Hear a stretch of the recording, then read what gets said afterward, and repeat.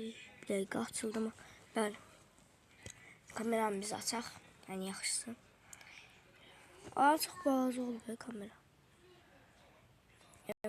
Bugün oyun oynayacağıq. Kameramı bağlayaq belə.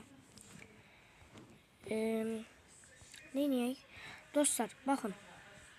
Bugün Hangry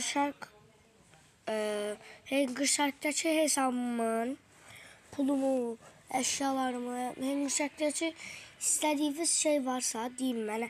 Hər hansı bir şeyi məsəl üçün xəyalınız varsa, hər hansı bir şeyi almaq xəyalınız varsa bu Hangry Shark oyununda mənə deyin, mən sizin yerinizə alım və nə işə yaradığını qəşəng şəkildə göstərim.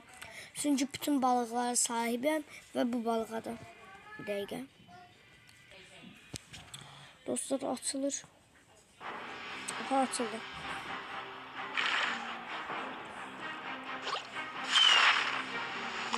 Gördünüz mü?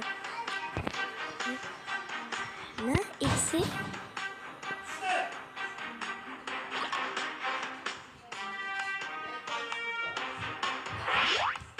Eksi oldu yapıyorum. Görüşürüz dostlar. Bakın görürsünüz mü? Benim dostlar, bakın bu mu yaxşıdır? Yoksa bu mu yaxşıdır? Veya dostlar bu yaxşıdır. Hansını seçsiniz?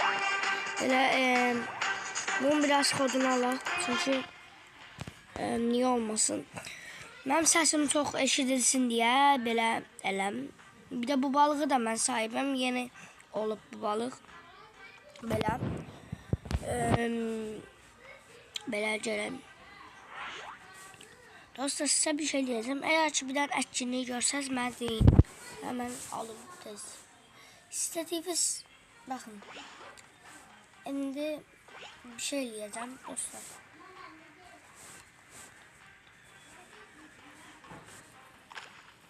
Ben indi əşyalarımı mən götürüm buradan qəşəng əşyalarımı. Məsəl üçün 20 elması götürərəm. Bunu götürərəm. Sporcu bandan götürmək istəyirəm. Madalya nağanamı. Onun yerime salacağım.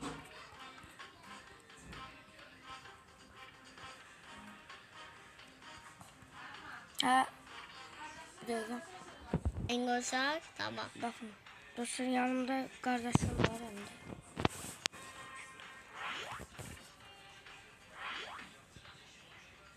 Aha, bir şey tapdım dostlar.